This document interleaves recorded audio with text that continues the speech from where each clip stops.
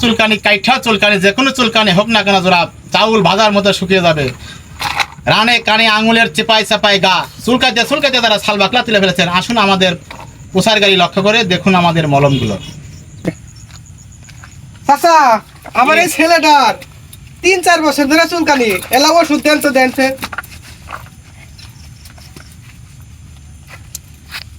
দয় বেড়া এই যে ওষুধ দিলাম, সকালে দুপুরে রাত্রে 3 বেলা খাওয়াবি।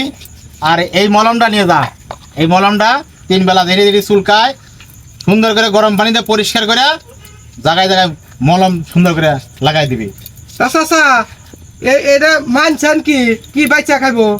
বাইচা খাইব চুলকানির মধ্যে বাইচা খাওয়া লাগবে। খাইবে কুর শাক, হাঁসের ডিম, গরুর গোস্ত, ইলিশ মাছ, এগুলো খাইবে।